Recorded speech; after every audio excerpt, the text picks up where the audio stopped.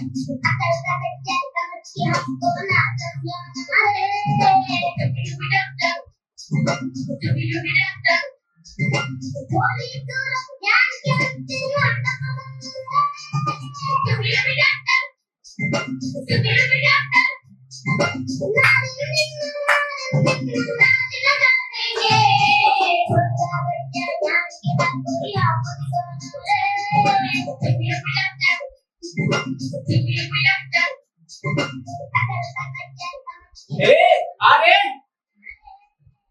रमेश, हाँ रे,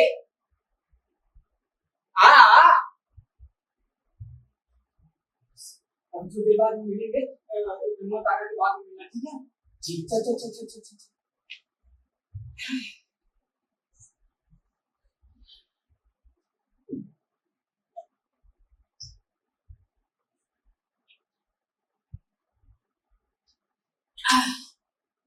तो हमारे भाई साहब 5 साल बड़े थे, लेकिन 3 दर्जे। उन्होंने भी उसी में पढ़ना शुरू किया जब मैंने शुरू किया, लेकिन पढ़ाई लिखाई के मामले में वो जल्दबाजी से काम लेना पसंद न करते। 1 साल का काम 2 साल में करते और कभी कभी तो 3 साल भी लग जाते। बुनियादी टूटा न हो तो मकान पायदार कैसे बने? बुनियाद बहुत मजबूत बनाना चाहते थे, जिस पर पायदार मकान बन सके। हाँ, मैं छोटा था और वो बड़े थे। मेरी उम्र 9 साल की, वो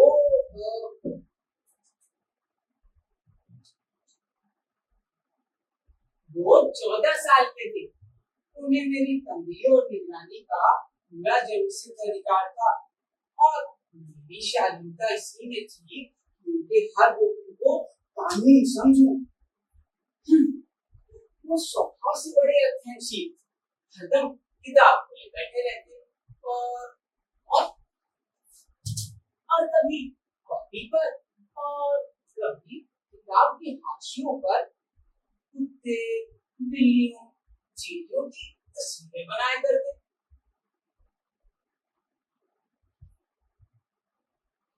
कभी कभी एक नाम, शब्द या वाक्य 10-20 बार लिख डालते।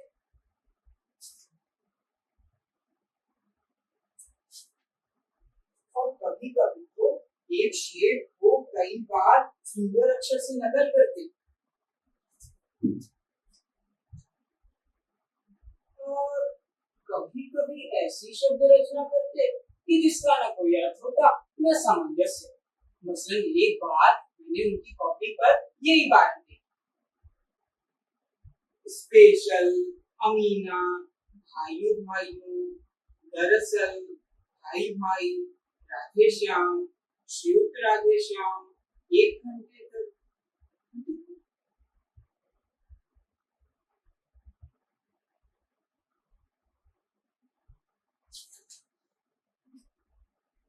उसके बाद एक आदमी का चेहरा बना हुआ, मैंने बहुत चेष्टा की कि इस पहेली का कोई अर्थ निकाला, लेकिन असफल रहा। और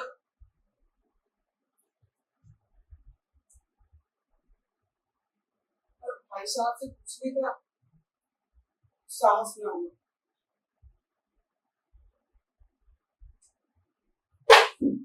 मेरा तो जी पढ़ाई में बिल्कुल न लगता।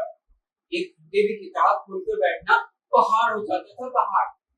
लेकिन जैसे ही मौका मिलता, हॉस्टल से निकलकर मैदान में चला आता। ए चल चल चल चल चल चल चल।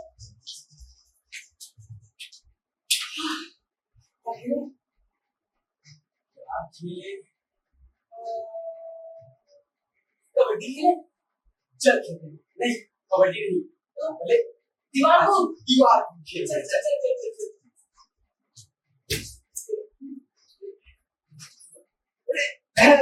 बिल्कुल बिल्कुल बिल्कुल।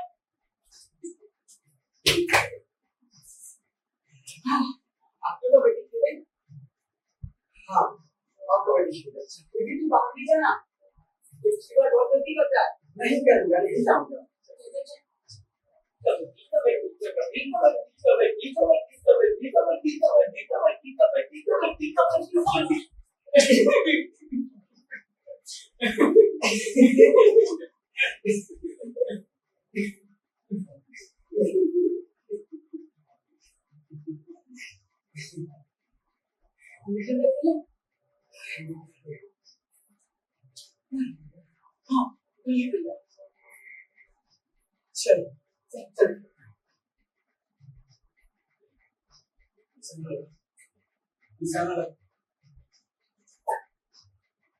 अबे लग गया, लग गया।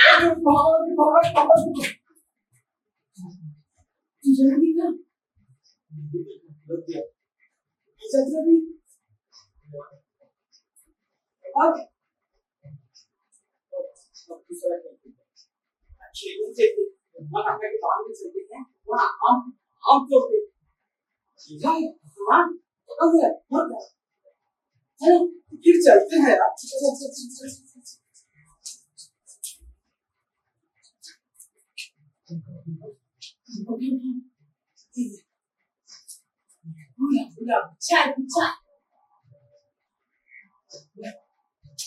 चल चल चल। अबे मोहन काका,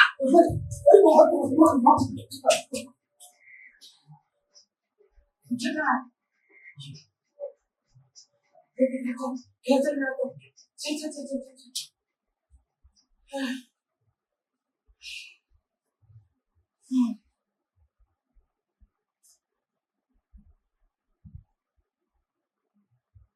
लेकिन कमरे में आते ही भाई साहब का रौद्र रूप देखकर मुझे तो प्राण सूख जाते। उनका पहला सवाल होता, कहाँ थे?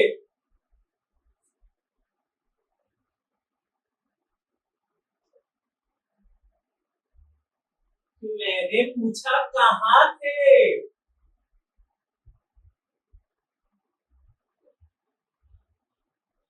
अरे तुम ही से पूछ रहा हूँ, कहाँ थे?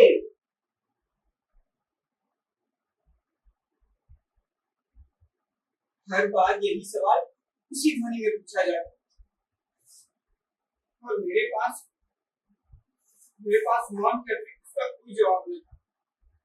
न जाने क्यों कहना देता कि इस जगह बाहर खेल रहा था।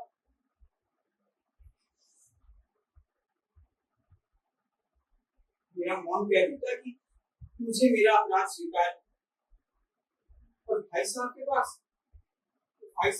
इसका कोई इलाज न होता कि शब्दों से मेरा सत्कार करें। अरे इस तरह अंग्रेजी पढ़ोगे तो जिंदगी में पढ़ते रहोगे और एक हर्फ ना आएगा। अरे अंग्रेजी पढ़ना कोई हंसी खेल ले कि जो चाहे पढ़ ले? नहीं, हरेरा गहरा नथु गहरा सभी अंग्रेजी के विद्वान हो जाते। और तुमको लगता है कि तुमको यूं ही आ जाएगी? अरे यहाँ लिखना मुश्किल है, बोलना तो दूर की बात। मैं कितनी मेहनत करता हूँ तुम अपनी आंखों देखते हो, और अगर नहीं देखते हो तो ये तुम्हारी आंखों का कसूर है, तुम्हारी बुद्धि का कसूर है। इतने मेले तमाशे। तुमने मुझे कभी जाते देखा है? रोज ही क्रिकेट और हॉकी के मैच होते, मैं पास नहीं भटकता। इतने पर भी एक दर्जे में 2-2, 3-3 साल पढ़ा रहता, और तुमको लगता है कि तुम खेल कूद में वक्त गवाकर पास हो जाओगे? अरे मुझे तो 2 ही 3 साल लगते हैं। तुम्हारा यही हाल रहा तो उम्र भर इसी दर्जे में सड़ते रहो। मैं कह देता हूं कि अगर इसी तरह उम्र गंवानी है तो बेहतर है घर चले जाओ। अरे दादा की गाड़ी कमाई क्यों बर्बाद करते हो?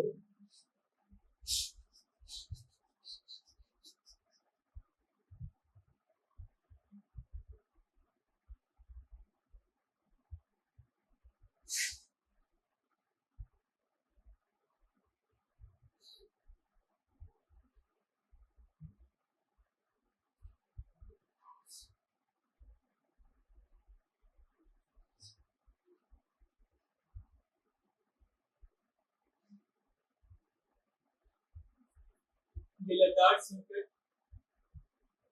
मैं रोने लगता। जवाब क्या है?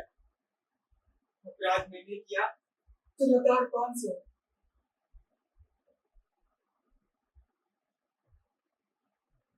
भाई साहब देश की कला में बिल्कुल निपुण थे।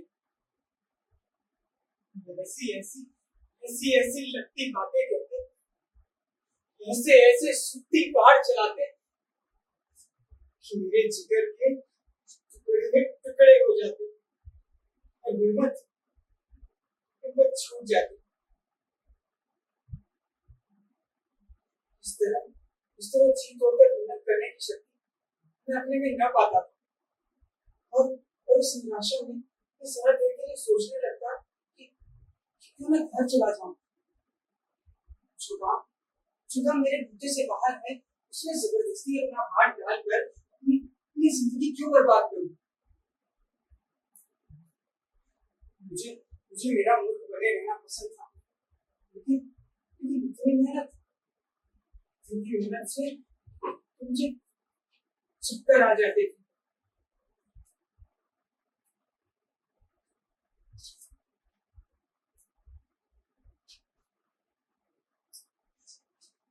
लेकिन घंटे 2 घंटे बाद निराशा के सारे बादल छट जाते और मैं इरादा करता कि अब से खूब जी लगाकर पढ़ाई करूं। चटपट टाइम टेबल बना डालता, बिना नक्शा बनाए, बिना मध्य से स्कीम तैयार किए आखिर काम कैसे शुरू करूं? तो टाइम टेबल बनाते वक्त खेल कूद के वक्त बिल्कुल उठ जाता और हाँ प्रातः उठना,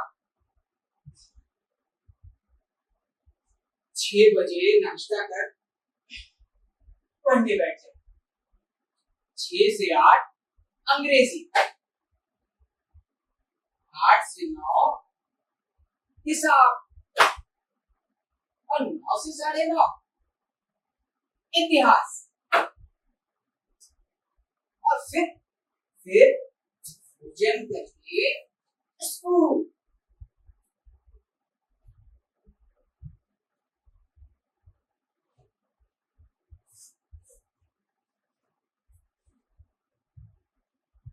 लल्ला लल्ला लल्ला लल्ला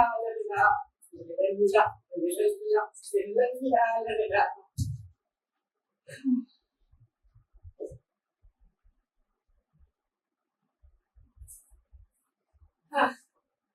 फिर 3:30 बजे स्कूल से लौटा और आधे घंटे आराम। मगर आराम में भी तो मन नहीं लगता, तो झटपट एक कॉपी निकालता और उसके पन्ने फाड़ता और फिर उस पन्ने से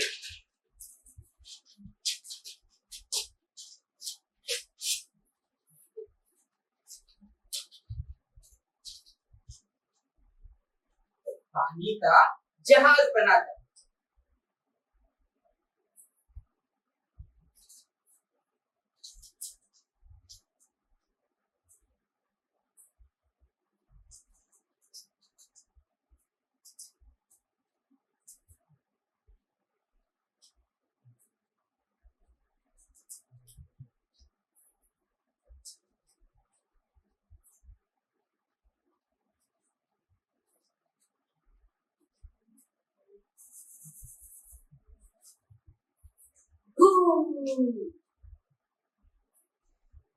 हाँ, और फिर आधे घंटे में बढ़ जाते और फिर उसके बाद फिर 4 बज जाते, तो 4 से 5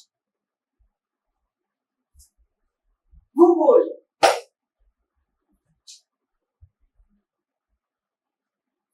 और फिर 5 से 6 ग्रामर, और फिर आधे घंटे हॉस्टल के सामने टहलना। लल्ला, लल्ला, लल्ला, लल्ला, लल्ला, लल्ला, लल्ला।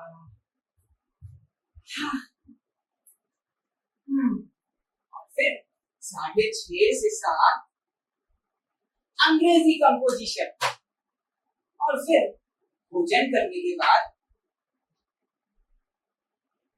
अनुवाद, और फिर अंत में हिंदी। हाँ, और फिर विवेक विषय, लेकिन अंत में विश्राम।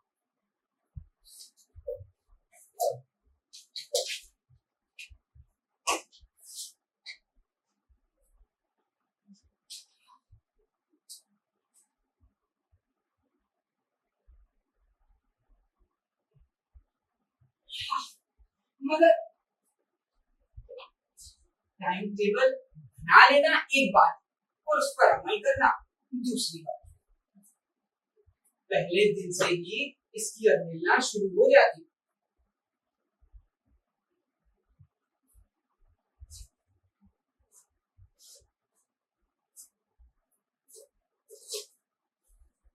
मैदान की वो सखत हरियाली, हवा की वो हल्के हल्के झोंके, फुटबॉल की वो उछल कूद, कबड्डी की वो दाव भाग, वॉलीबॉल की वो तेजी फुर्ती, मुझे अज्ञात और अनिवार्य रूप से अपनी ओर खींचे ले जाए, और वहां जाते ही मैं सब कुछ भूल जाता।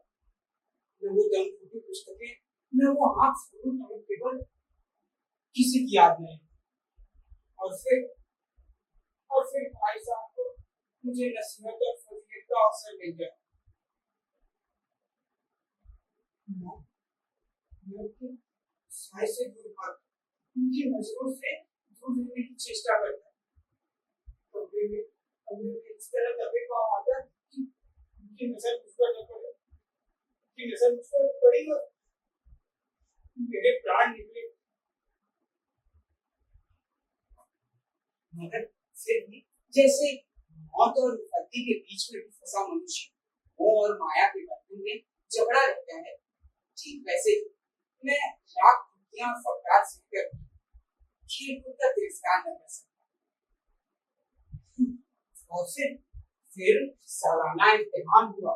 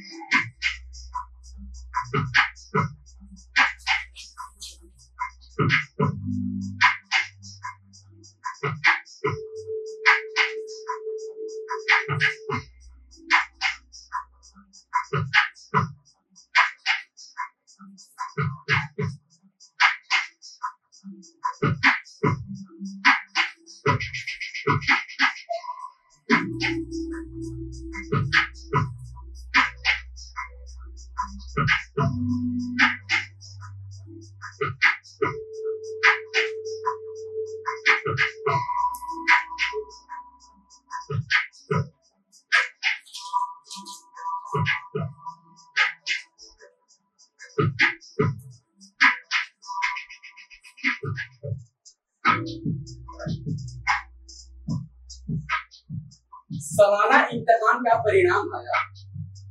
जिसमें बड़ा भाई फेल हो गया और छोटा भाई पास हो गया और दर्जे में प्रथम स्थान दिलाया। अब उन दोनों के बीच सिर्फ 2 साल का अंतर है। छोटा भाई को जी में आया कि अब बड़े भाई को आड़े हाथों लेते। क्यों? कहाँ गई आपकी वो घोर तपस्या है? कहाँ गई? मुझे देखिए खेती कूदते दर्द में अव्वल है। इस तरह पढ़ोगे तो एक खर्च न आएगा।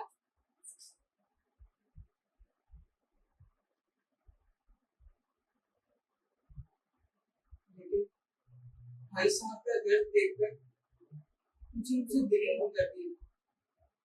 उनके घाव पर नमक छिड़कने का विचार अत्यंत लज्जास्पद जान पड़ा। हाँ, अब मुझे खुद पर अभिमान हुआ और आत्माभिमान भी बढ़ा। अब मेरे मन में भाई साहब का बुरा न रह गया।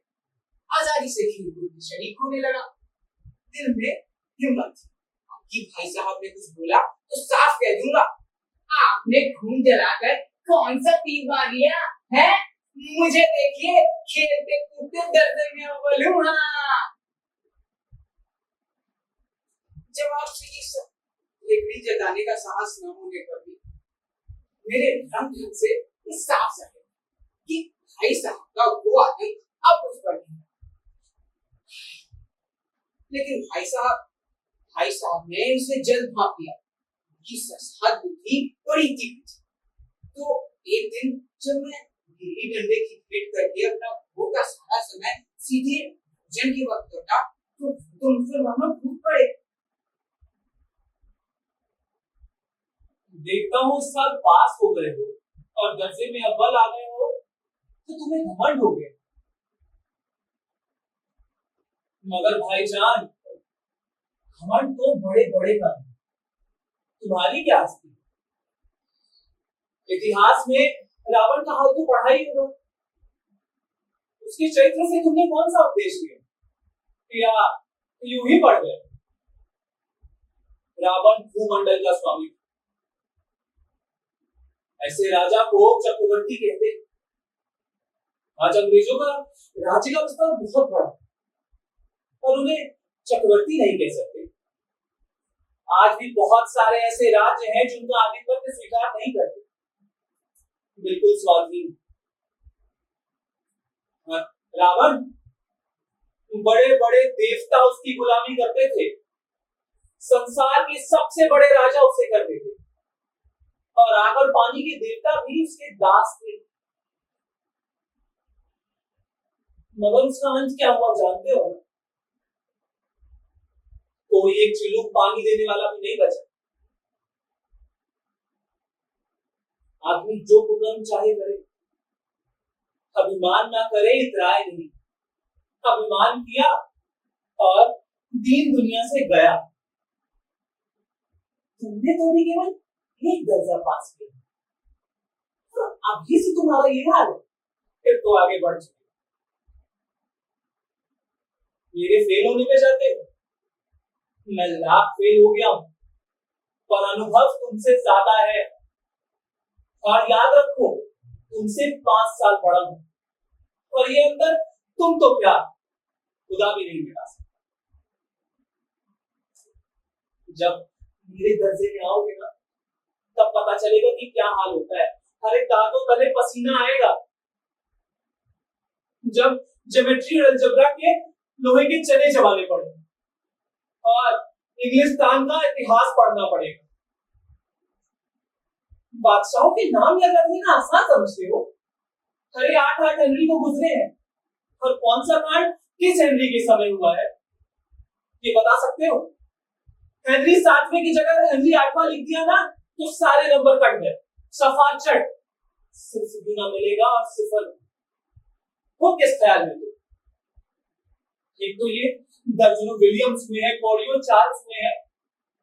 इन अभागों को तो नाम भी नहीं सूझते थे। एक ही नाम के पीछे 2 यम 3 यम 4 यम लगाते चले गए।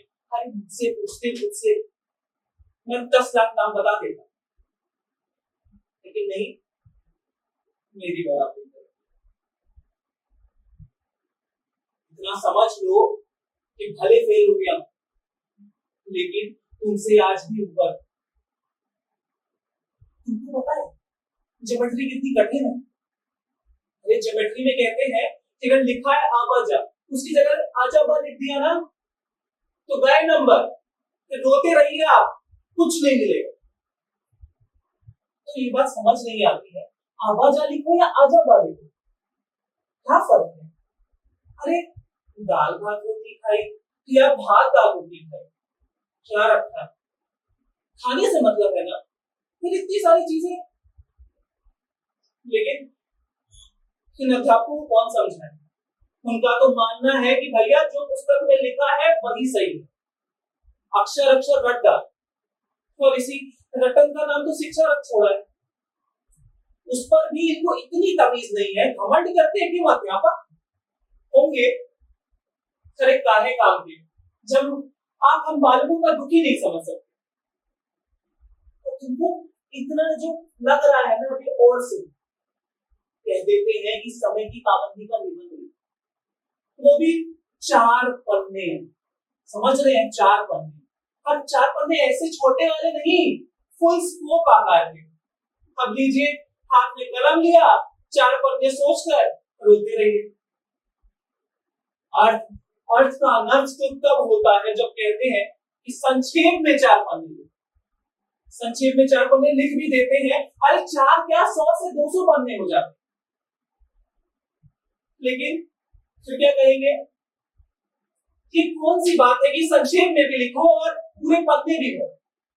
ये बात गलत है कि नहीं? ये तो वही बात हो गई ना कि तेज तेज दौड़ो और धीरे धीरे भी, इसमें कुछ रखा है? लेकिन नहीं, अगर आपको पास होना है ये सब रखना पड़ेगा, सब कुछ याद करना पड़ेगा।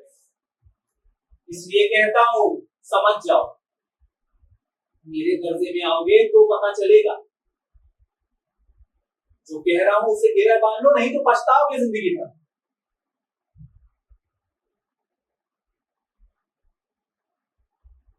स्कूल का समय निकट था, वरना न जाने ये उद्देश्य कब तक चलता है।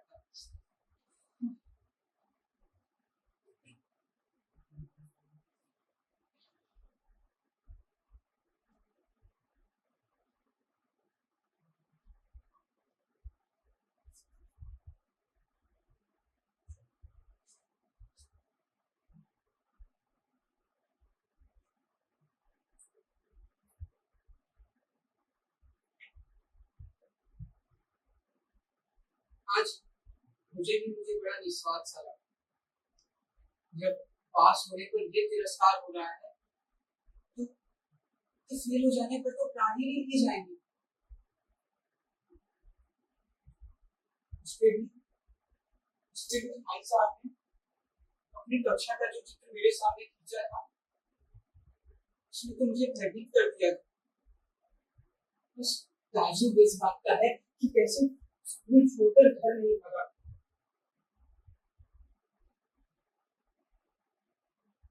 मगर इतने तिरस्कार के बाद भी पढ़ाई में मेरी रुचि जो बनी। हाँ, खेल कूद का कोई मौका जरा नहीं देता, पढ़ता भी था, मगर बस ना कि रोज का टास्क पूरा हो गया और कक्षा में जलील ना होना। एक बार फिर सालाना एग्जाम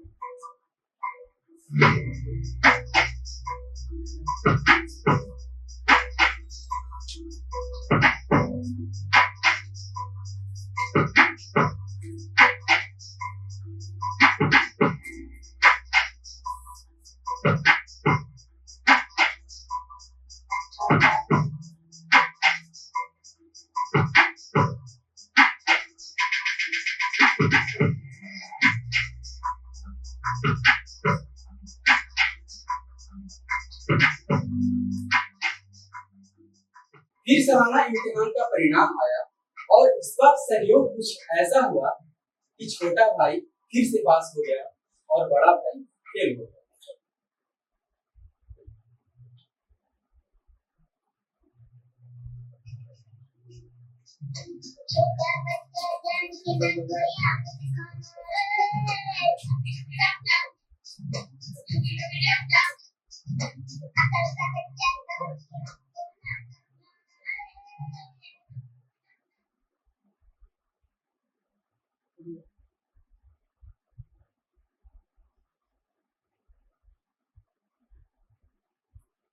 संयोग से मैं पास हो गया, पर भाई साहब फिर से फेल हो गए।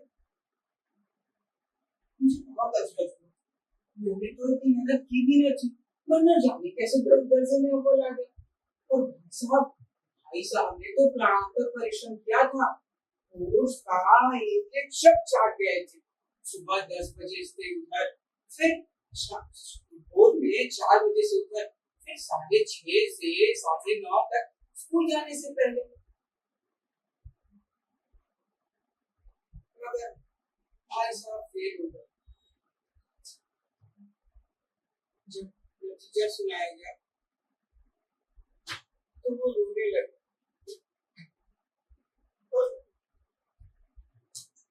मैं भी रोने लगा। मेरे पास होने की वो खुशी आज ही हो गई। अगर मैं भी फेल हो गया होता तो भाई साहब को इतना दुखना होता।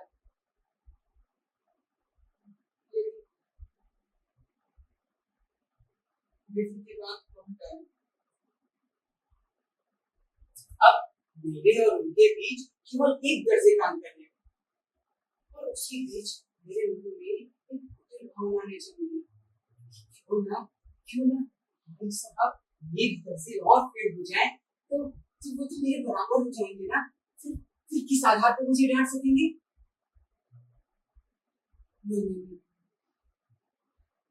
लेकिन लेकिन मैंने इस कमीने विचार को फिर दिल से निकाल कर तुरंत फेंक दिया। ऐसा मुझे डांटते अवश्य है, लेकिन ही तो डांटते हैं। उस वक्त मुझे अप्रिय अवश्य लगता है, किंतु मुझे उनके उपदेशों का ही तो असर है कि मैं हर साल पास हो जाता हूँ, और वो भी इतने अच्छे नंबरों से। आपकी पास होने पर हम साहब का रवैया काफी नरम पड़ गया। कई बार वो डांटने का अवसर पा करके बहुत मेहनत से काम लेते। शायद वो समझ गए थे कि अब उनको मुझ पर वो अधिकार न रहा तो बहुत कम। मैं उनकी सहिष्णुता का अनुचित लाभ उठाने लगा, और इसी दौरान मेरे मन में धारणा हुई कि मैं पढ़ूं, मैं पास तो ही जाऊंगा। तो मैं इस दौरान जो भाई साहब के डर से थोड़ा बहुत पढ़ भी लिया करता था, अब वो भी छोड़ दिया। इस दौरान मुझे कंकौड़े उड़ाने का नया शौक पैदा हुआ। मंझे बांधना, कन्नी काटना, पतंग टूर्नामेंट की तैयारी, अब ये सारी समस्याएं गुप्त रूप से हल की जाती थी। इस हिसाब से छिपा के सब काम करता था। वो पता नहीं लगने देना चाहता था कि उनका आदर और सम्मान अब मेरी नजरों में पहले से बहुत कम हो गया। इसी तरह एक दिन जब मैं संध्या काल में हॉस्टल से दूर एक कंकौड़े के पीछे हताशा दौड़ा जा रहा था, जो झूमता हुआ अपने पतंग की ओर भागा जा रहा था, मानो जैसे कोई आत्मा स्वर्ग से निकलकर विरक्त मन से नए संस्कार ग्रहण करने जा रहा है। बच्चों का एक गोल झुंड लकीर और छाड़दार बांस लिए पतंग का पीछा किए जा रहा है। वो ऐसे दौड़ रहा था मानो वो भी पतंग के साथ ही आकाश में दौड़ रहा है, जहाँ सब कुछ समतल है, न गाड़ियां हैं, न मोटर कारें हैं, न ट्रामें हैं, कुछ भी। इसी दौरान दौड़ते दौड़ते अचानक मेरी भाई साहब की मुठभेड़ हो गई। अरे कंकौवे के लिए दौड़ते तुम्हें शर्म नहीं आती? अब तुमको इतना भी नहीं पता कि अब तुम 8वें दर्जे में आ गए। इंसान को दूसरों की पोजीशन का ख्याल रखना चाहिए। मैं कितने ही लोगों को जानता हूँ जो 8वां दर्जा पास करके तहसीलदार हो जाते।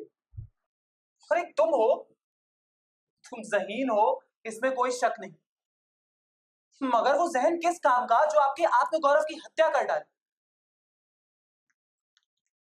मैं कितने लोगों को जानता हूं जो आज बड़े बड़े पत्रकार के संपादक हैं, बड़े बड़े विद्वान भी उनकी मतहाती में काम करते हैं। अरे तुम हो, तुमको लगता है कि हाँ भाई अब तो मैं 8वें दर्जे में आ गया हूं, अब भाई साहब का मुझे कुछ कहने का अधिकार नहीं रहा, अब मैं जो चाहे कर सकता हूं, है ना? लेकिन ये ख्याल दिमाग से निकाल डालो कि मैं तुमको कुछ नहीं कह सकता। सिर्फ किताबें पढ़ना कोई चीज नहीं, असल चीज है बुद्धि का विकास। जो कुछ पढ़ो उसका अभिप्राय समझो। और तुमको तो लगता है जैसे सारी विधा आ गई। भूलो मत 5 साल बड़ा हूं और हमेशा रहूं। आज भले तुम मेरे दर्जे में क्यों ना आ जाओ, और परीक्षकों का यही हाल रहा तो एक दिन वो भी हो जाएगा। हो सकता है तुम मुझसे आगे भी चले जाओ, लेकिन तजुर्बा कहां से लाओ? वो तजुर्बा जो जिंदगी का है वो मुझे तुमसे ज्यादा है, वो अनुभव तुमसे ज्यादा मुझ में। हमारे अम्मा दादा को ही देख लो। अम्मा ने कोई दर्जा पास नहीं किया, दादा भी शायद 5वें दर्जे के आगे नहीं है, पर जिंदगी का तजुर्बा उन्हें हमसे ज्यादा है। हाँ, उन्हें ये नहीं पता होगा कि अमेरिका में कैसी राज व्यवस्था है, आकाश में कितने नक्षत्र हैं, या फिर 8वें हेनरी ने कितने विवाह किए। लेकिन हजारों ऐसी बातें हैं जो मुझसे और तुमसे ज्यादा जानते हैं। उन्हें हमें समझाने और सुधारने का अधिकार है, इसलिए नहीं कि वो हमारे जन्मदाता है, इसलिए कि हजारों ऐसी बातें हैं जो मुझसे और तुमसे ज्यादा जानते हैं। और तुमको लगता है कि मुझे तो सब आ गया, अब तो मुझसे ऊपर कोई है ही नहीं। ये ख्याल मन से निकाल डालो, समझे? अगर मेरी बात नहीं समझ रहे हो तो मुझे समझाना आता है। ये बात दिमाग से निकाल डालो कि तुम 8वें दर्जे में आ गए हो और तुम यूं बेराह चल सकते हो। नहीं, अगर तुम नहीं समझोगे तो इसका प्रयोग करूंगा। मैं जानता हूं तुम्हें मेरी बातें जहर लग रहा होगा कि भाई साहब हमेशा नसीहत देते रहते। एक बात समझ लो, चाहे तुम किसी भी दर्जे में चले जाओ और तुम स्वतंत्र नहीं हो, मुझे तुम्हें डांटने और समझाने का अधिकार हमेशा रहे। भाई साहब की इस नई युक्ति के आगे मैं नतमस्तक हो गया। उस दिन मुझे अपनी लघुता का अनुभव हुआ। उस दिन मेरे मन में भाई साहब के लिए श्रद्धा ने जन्म लिया। मैंने उनसे कहा, नहीं, आप बिल्कुल सही कहते हैं, आपको मुझे समझाने का अधिकार हमेशा रहेगा।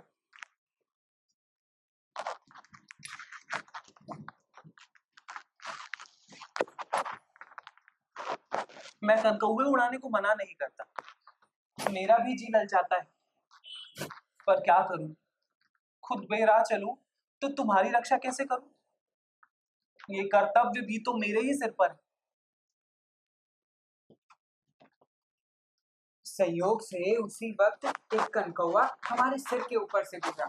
बच्चों का एक गोल उसके पीछे दौड़ा आ रहा। हमारे भाई साहब लंबे हैं, उन्होंने उछलकर उसकी डोर पकड़ी और हम दोनों हॉस्टल की ओर दौड़ पड़े।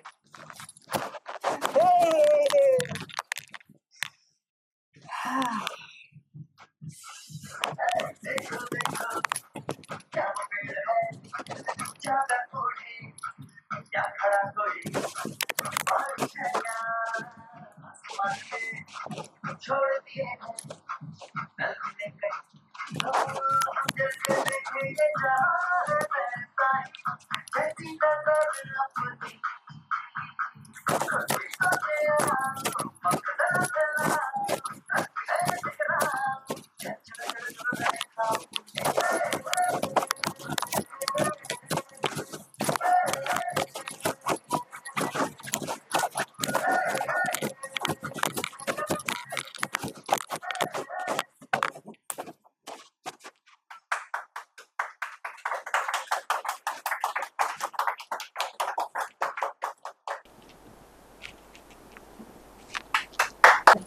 नमस्कार, मैं प्रियांशु अमन।